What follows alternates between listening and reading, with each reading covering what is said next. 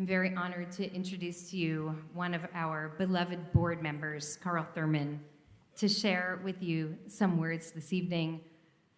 Karl only joined our community relatively recently, given that some people in this room were around here 20 years ago, but immediately jumped in and began to help in any and every way that he could.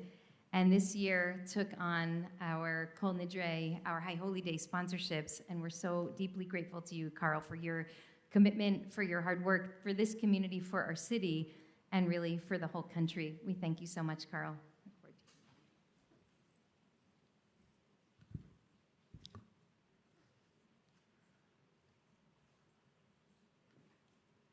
When I was asked to speak tonight, I struggled with what I might say. I also wrestled with whether I would speak from my head or from my heart. And ultimately, I decided that I would speak to you the only way I know how, which is through my heart, and to talk about some of the struggles that I've had as a Jew. Many of you don't know me because, as Rabbi Brous mentioned, I only joined IKAR approximately 2 years ago after spending 22 years at another shul. I've been a Jew for approximately 31 years. Used to be married to someone for 18 years who passed away while in rehab, struggling with addiction and mental illness. Indeed, during the last 6 months of her life, she was in and out of rehab 7 times, and on the 8th time, did not make it back home. And there isn't a month that goes by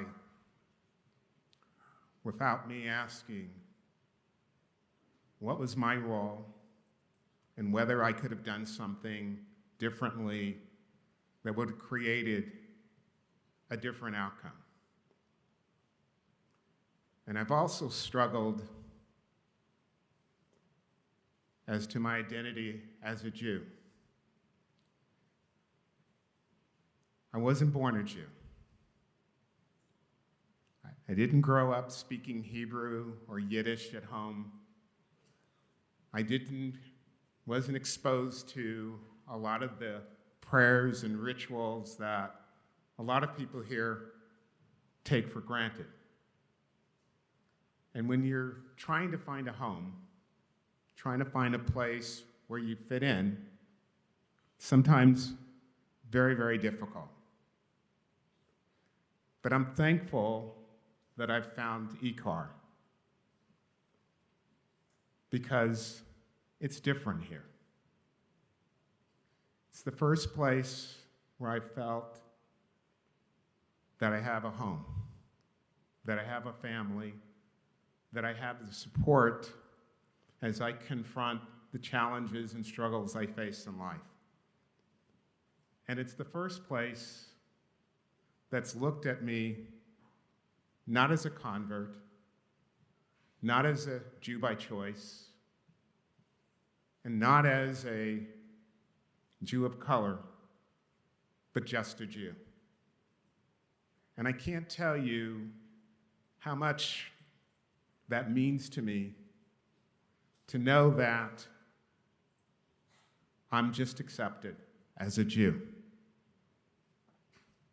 That's why I give of my heart, my soul, my time to IKAR, and why I give on the high holidays, because this is my home.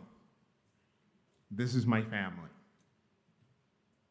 Before I leave the Bima, I want to share with you one final thought.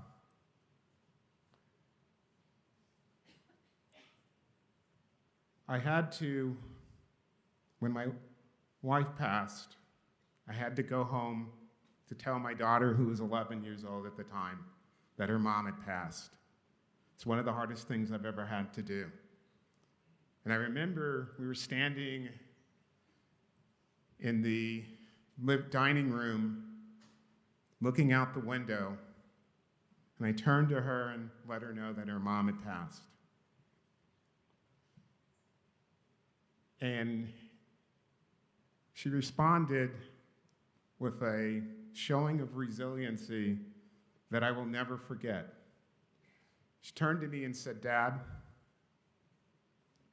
a lot of kids, upon hearing this, would cry, but I'm not going to shed a tear because that's not going to bring her back, and it's not going to change things, and I have too many things in the world I want to accomplish." And as I stand here tonight, thinking about the challenges and struggles that I'll face in this upcoming new year, and as I fast for forgiveness, I hope that as I face those challenges and struggles, I can show the same resiliency that my daughter did when she was 11. And I hope, as to everyone who's here tonight, that as you face struggles and challenges in this new year upcoming, that you can show that same level of resiliency. Shana Tova.